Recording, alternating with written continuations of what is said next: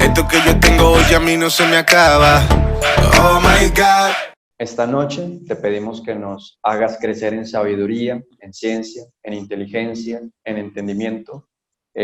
Permite, Dios, que seamos de bendición y que este conversatorio sea muy edificante para todos, que podamos crecer y madurar y que tomemos decisiones que traigan estabilidad, bendición y conviértenos en personas que aportan, que bendicen en medio de una sociedad difícil y compleja como la que hoy vivimos en Cristo Jesús. Amén. Listo. Amén. Bueno, como ya los que están acá en este momento ya saben que estos conversatorios a veces son un poquito fuertes, inclusive hemos hablado de temas que son tan difíciles que hay personas que inclusive me dicen, no soy capaz de entrar al próximo conversatorio, ustedes hablan cosas muy pesadas y entendemos que es normal, las cosas de Dios a veces son muy fuertes y pues obviamente es importante aclarar que Holmen es un ser humano, pues digo yo que es una Biblia caminante, pero pues que digamos aquí tratamos de ser lo más bíblicos posible y ser como lo más claros, pero digamos somos seres humanos. Bueno, hoy vamos entonces a hablar de un tema muy polémico y ya se los mandé en el link y es la situación actual que estamos viviendo. Entonces quiero hacer como, quiero hacer como una introducción de las cosas que, pues digamos, de los diferentes modelos económicos que hemos vivido pues, a través de la historia, donde entendemos que básicamente son cinco. El primero era un momento en el que los seres humanos no tenían propiedad privada, nada era absolutamente de nadie, y era como, digamos, una comunidad donde todo era de todos. Y pues obviamente ahí se generaban disputas, que es natural en el ser humano. Luego viene un sistema que es el esclavismo, conocido como el esclavismo, que es, digamos, la época del Antiguo Testamento, donde básicamente estaban los esclavos y los esclavizantes, entendiendo que obviamente habían clases sociales, habían monarquías, pero digamos que lo principal, o sea, digamos el modelo principal era la esclavitud, entonces se traficaban esclavos, en algún momento se llamaron siervos, pero básicamente era el modelo. Luego siguió un sistema llamado feudalismo, que eran grandes terratenientes, o sea, personas que tenían muchas tierras, tenían siervos a su cargo o campesinos que trabajaban para ellos. Y lo que hacía digamos, el amo, llamémosle de alguna manera, era suministrarle a ese campesino, a ese siervo, todo lo que necesitara. Luego vino el capitalismo, después de que se generó una clase social en el feudalismo llamado la burguesía, llega a generarse el capitalismo, volviéndose más fuerte la moneda, recordando que anteriormente el principal medio de intercambio era el trueque. Aunque la moneda se usaba, principalmente se usaba canjear. Entonces, por ejemplo, en el esclavismo se canjeaban esclavos por harina, en fin. En el capitalismo ya se llama capitalismo porque es el capital, o sea, el dinero, el que viene a jugar pues digamos como a jugar y a volverse el protagonista. El capitalista es el que tiene capital y genera capital. Luego viene un señor llamado Carlos Marx que establece el socialismo, empieza a decir, venga, es que aquí hay un problema, porque es que hay un desequilibrio, hay gente muy rica, hay gente muy pobre, y el problema es la propiedad privada. Entonces él dice, hay que definir que no existe, no debería existir la propiedad privada. Es decir, nadie debería tener absolutamente nada. El Estado es el dueño de todo el mundo trabaja y se reparten las riquezas en condiciones iguales. Para, digamos, los que hemos estudiado administración, economía y todo eso, sabemos que definitivamente el socialismo es un modelo que se quedó en el documento de Carlos Marx porque es totalmente perdido. Lo hemos visto en Cuba, lo hemos visto en Venezuela, cómo definitivamente aplicarlo no es viable. Pero entonces aquí queremos saber qué dice la Biblia después de todo este carretazo Holmen. Entonces, quisiéramos la primera pregunta, ¿qué nos dice la Biblia? ¿Cuál es el sistema ideal? Entendiendo que tantos vemos el capitalismo como un modelo que no es equilibrado, donde sinceramente, pues siguen habiendo muchos pobres, mucha desigualdad, y el socialismo tampoco es, y los otros sistemas también fracasaron. Ujú. Cuéntanos un Bueno, poco. creo que cuando empiezo a escuchar cada una de las definiciones que compartes acerca de los sistemas de gobierno, y la Biblia ha experimentado esos procesos, porque miramos en el principio de la Biblia, cuando no había ley, cuando no había rey, cuando no había un montón de estructuras que se van estableciendo a través de las generaciones. Empiezo a mirar también la esclavitud, cómo el pueblo de Israel estuvo por muchos años esclavizados por Faraón, bajo unas condiciones duras, tan duras que el pueblo de Israel empieza a clamar, a pedirle a Dios que los libere de esa circunstancia tan lamentable. Creo que incluso es muy rico cuando empezamos como a mirar los detalles de las verdaderas protestas, dónde surgían y a quién llegaban las verdaderas protestas. Y creo que el lamento, la queja en medio de la esclavitud va directamente a Dios como el único que podía librarlos de esa esclavitud. Dios envía a un Moisés, un líder que los libera de la esclavitud, y en el caminar encuentra un tiempo en el que el pueblo de Israel sale de la esclavitud, experimentan un sistema con unos jueces, unas personas con autoridad y con unas bases de una ley que nace en el corazón de Dios y que la establece en un pueblo que venía como en esa formación, como generando una identidad, porque los israelitas son un pueblo que viene de la nada y entran como en ese proceso de ir entendiendo quiénes son ellos, qué quiere Dios con ellos y hacia dónde los quería encaminar Dios. Pero dentro de ese sistema de gobierno de Dios hay algo que es básico y son una ley, ¿sí? Una ley que va plantándose en el corazón del hombre por razones muy importantes, Carolina, y es el mal y la maldad, y cómo el ser humano a través del Génesis por la maldad es necesario que el ser humano sea reducido por la autoridad y por la ley, y Dios así lo establece desde el principio, generando unas autoridades superiores que hagan valer el derecho, la verdad, la justicia, y unos principios que vienen a plantarse en la moral, en la mente de un ser humano, para tener una buena convivencia, y que ese estilo de gobierno esté como base en la ley y los mandamientos de Dios. El pueblo de Israel vivió diferentes etapas, entonces vivieron la esclavitud, vivieron la etapa de tener jueces, incluso en el libro de los jueces no había rey, y se enfrentaron a tiempos muy difíciles, Carolina, porque mmm, los jueces no tenían muchas veces el carácter y la autoridad que necesitaba un pueblo que era muy malo y que necesitaba mano fuerte, carácter y llevarlos a entender profundamente el camino que Dios tenía para ellos. El tiempo de los jueces desaparece y luego llega el tiempo del rey, que es como ese modelo de la monarquía, ¿no? Donde hay un rey y donde también siempre he pensado, Carolina, que las clases sociales siempre vienen desde el principio, y los ricos y los pobres es algo que viene desde el principio del Génesis, lo podemos ver allí, las diferencias por las labores que se asumen. Entonces, Caín era un hombre que trabajaba con los frutos de la tierra, Abel era un hombre que trabajaba con el ganado, y uno empieza a estudiar el Génesis y cada uno se dedicó a una labor diferente, a una labor distinta, unos a las artesanías.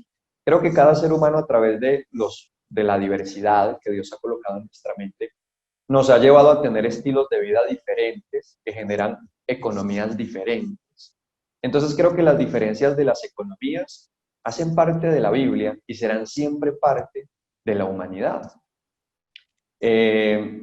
Entrar a un sistema de pensar que todos vamos a tener las mismas condiciones es equivocado. y va completamente desviado de lo que la Biblia nos muestra a través de la historia. Entonces, el pueblo de Israel entra en esa etapa del rey, ¿sí? Entonces el rey tiene unos hijos que terminan siendo herederos de un trono, ¿sí? Y todo lo que tenía que ver con el trono estaba ligado a una misma familia. Es más, te voy a decir algo muy profundo, Carolina. Jesucristo hace parte de un linaje profundo, de una familia que estaba destinada al trono, ¿sí? Y Cristo tiene que venir como parte de ese linaje de la familia del rey David. Cristo viene como descendiente de la familia del rey David, ¿sí? Entonces, ese tema de las clases sociales obviamente se marcan cuando uno encuentra un estilo como la monarquía, donde hay rey, pero donde hay soldados, pero donde está el pueblo, donde hay obreros. Entonces, entre los ricos y los pobres, siempre vamos a tener digamos, como ese panorama. Ricos y pobres siempre van a estar y las diferencias sociales siempre van a estar, ¿sí? Es algo que no se puede llevar a una condición de igualdad, o sea, es imposible hacer que todos tengamos una misma condición económica. Entonces, en ese orden de ideas, según la palabra de Dios, el socialismo como sistema económico es completamente descartado y desalineado a lo que Dios quiere. La igualdad para Dios no existe. Y yo siempre he dicho personalmente algo, si Dios quisiera la igualdad, nos hubiera hecho exactamente iguales, de la misma estatura, igual de bonitos, igual de talentosos. Digamos que aquí es donde yo hago un paréntesis porque, para que no nos malinterpreten, hay cosas en las que Dios quiere que tengamos una igualdad, ¿sí? En la que Dios quiere que tengamos un mismo sentir y está ligado a los principios, a los valores, a los derechos, ¿verdad? De esa estructura o de ese sistema que se establece. Entonces, yo me pongo a mirar la Biblia y Dios a hombres les dio muchas riquezas, pero muchas, incluso Carolina, hombres que ni siquiera fueron del pueblo de Israel o creyentes, Dios los hizo muy ricos. Y los hizo muy ricos porque la Biblia dice que Dios es el dueño del oro y de la plata y se la da a quien quiera. En un momento hizo muy rico a un hombre llamado Nabucodonosor, que es el rey de Babilonia, y lo hizo muy rico. Y no solamente lo hizo muy rico, un día lo toma y lo lleva a que secuestre al pueblo de Israel para llevarlo a un proceso de formación, disciplina y aprendizaje. Porque es un Dios soberano. Y Dios, como dice una oración de una mujer llamada Ana, en 1 Samuel capítulo 2, dice, Dios es el que hace a unos ricos y a otros pobres, el que levanta y el que hace caer. Dios es un Dios que cumple propósitos en las diferentes clases sociales y en los diferentes sistemas políticos de gobierno que el hombre quiera establecer. En cualquiera de los sistemas políticos, Dios sigue siendo Dios y Dios sigue cumpliendo sus propósitos. Ahora, el detalle siempre es que cuando nos salimos de los principios bíblicos o de la ley que Él ha establecido, de ahí en adelante entra una distorsión en los diferentes sistemas políticos, ¿verdad? Entonces, hay sistemas políticos que terminan abusando, dañando por completo los principios de Dios y lo que realmente Dios desea que acontezca en un pueblo que tenga un buen gobierno, ¿sí? Todo empieza a desviarse cuando los gobernantes hacen a un lado los principios de Dios. Y esto mismo lo experimentó el mismo pueblo de Israel, Carolina.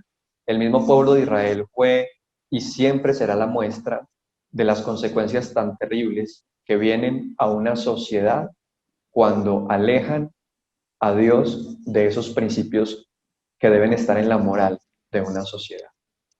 Ok, entonces digamos que volviendo al tema inicial del capitalismo, Holmen, podríamos decir que el capitalismo para Dios es digamos, el sistema que él establece como el sistema que debemos tener, o definitivamente el capitalismo sigue siendo imperfecto, y Dios Creo, quisiera un sistema creo, diferente.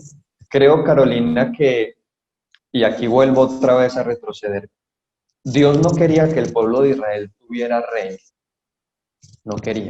Dios no quería una monarquía, no quería una monarquía para los israelitas.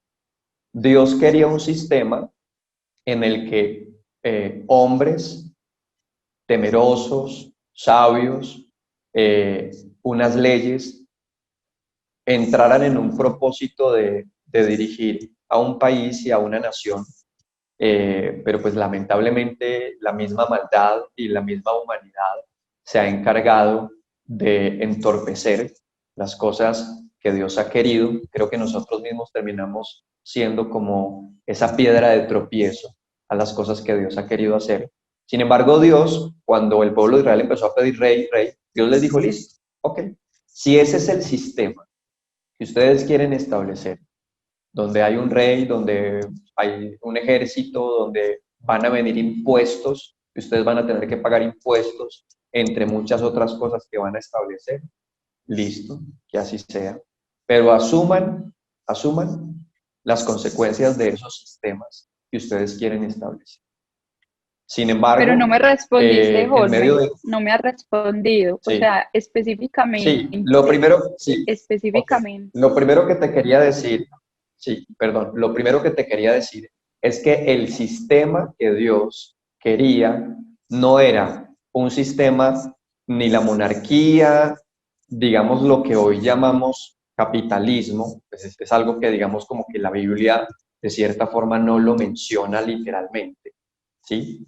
Pero Dios sí quería desde el principio que unos tuvieran mucho, otros no tuvieran tanto, y que entre el que tenía mucho y el que tenía poco se pudiera establecer una buena relación y un buen sistema que generara lo que Dios siempre ha querido, que el que tiene más tome lo que tiene y lo ponga en función de servir, de producir, obviamente de generar sus beneficios, de compartir, y que aquel que no tiene mucho aprenda a administrar lo poco que tiene y a cumplir los propósitos de Dios desde eso poco que tiene. Entonces, si vamos a mirar el capitalismo, es algo que Dios desde el principio venía manejando.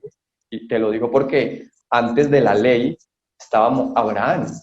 Y Abraham fue un hombre muy rico, que empezó a conseguir muchas riquezas, que empezó a tener tierra y ganado, ¿verdad? Y habían unos que no tenían tanto. Y lo que Dios siempre ha querido, hablando del capitalismo, es que aquel que tiene mucho sea un buen administrador y sepa que esas riquezas que tiene son en servicio de los pobres, de los necesitados, pero generando un equilibrio. ¿En qué sistema? En el sistema de que el que es pobre o el que tiene poco sea agradecido con lo poco que tiene, entienda que eso poco que tiene es lo que Dios quiere que tenga y que debería convertirse en una persona agradecida y entender lo poco que tiene y que con eso puede cumplir los propósitos que Dios así quiere con esta persona. Y que el que tiene mucho, vuelvo y digo, sea una persona que entienda que sus riquezas son para servir como un pensamiento importante de aquel que tiene O mucho. sea, Servir. Holmen, podríamos decir que entonces el capitalismo sí es avalado por Dios, pero no el capitalismo salvaje como lo conocemos, como oprimiendo digamos, Al como pobre. arrancó el capitalismo, o como muchas veces se ve muchas empresas que se llenan de utilidades y sus empleados sabemos que no crecen.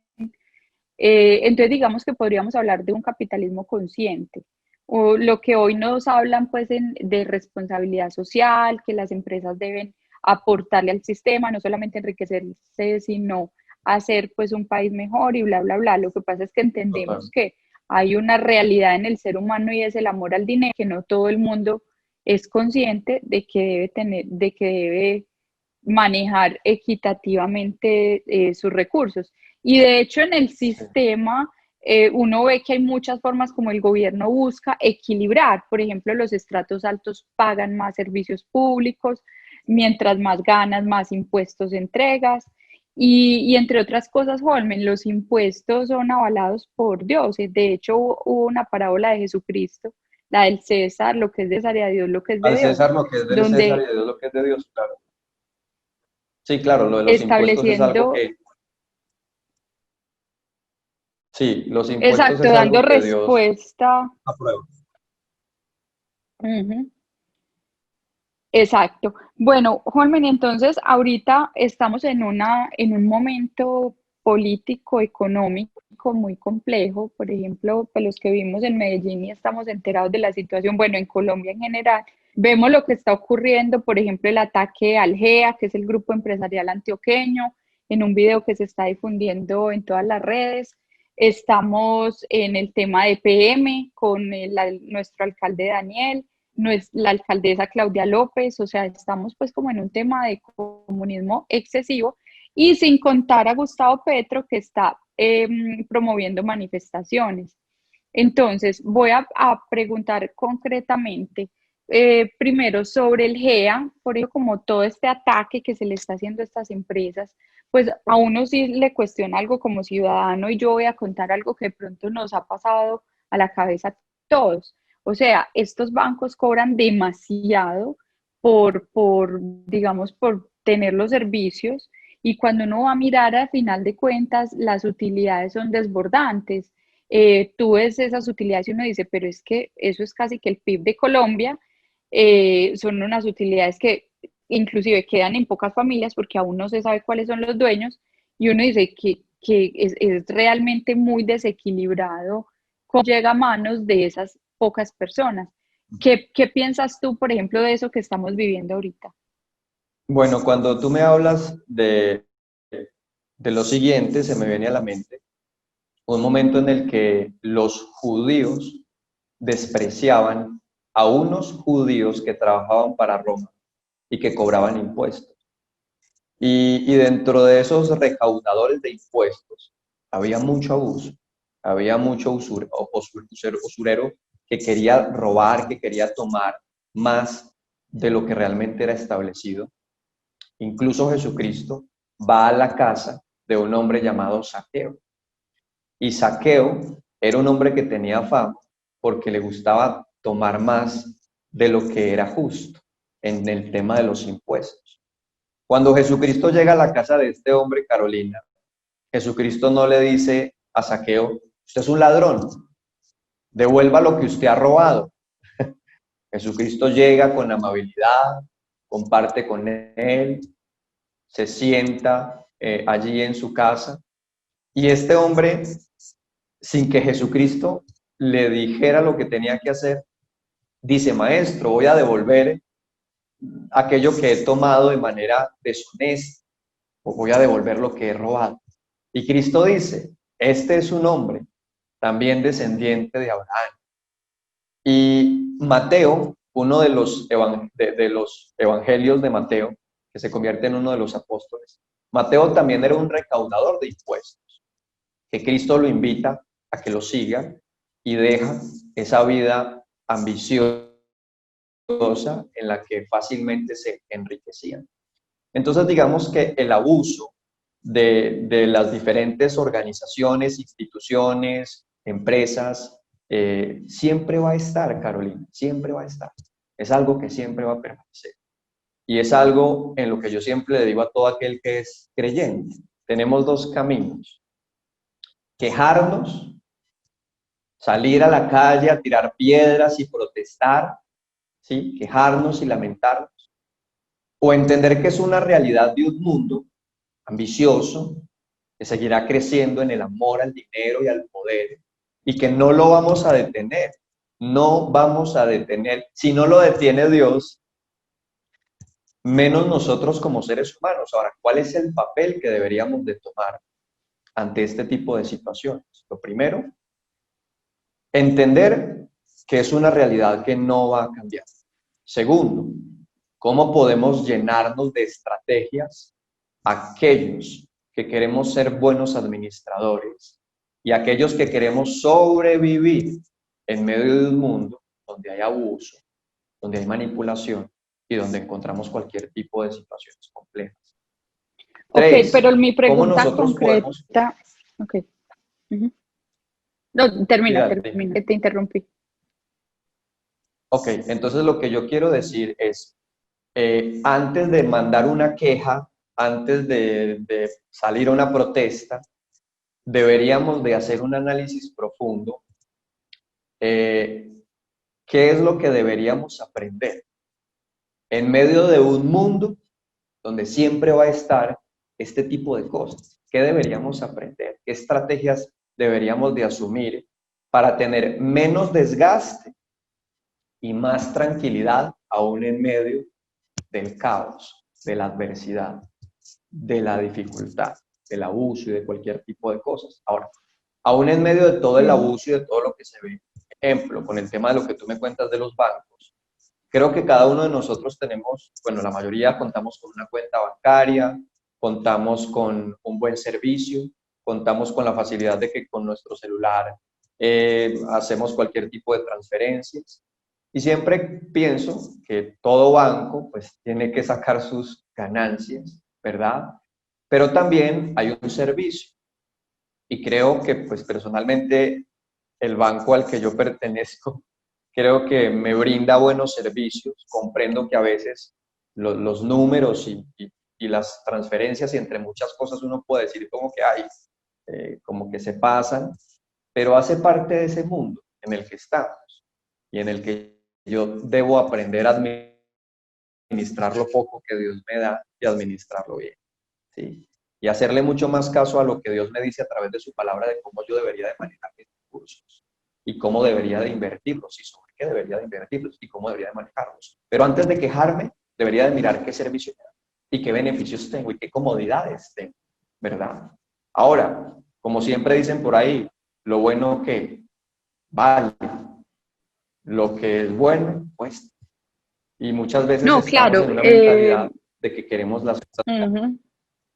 No, yo Ahora, personalmente como perdón, y empresaria que quien, soy, ujú, que yo que pienso, quien Holmen, abusa, que las empresas, es que estamos como que como que desalineados, te oigo tarde, culpen.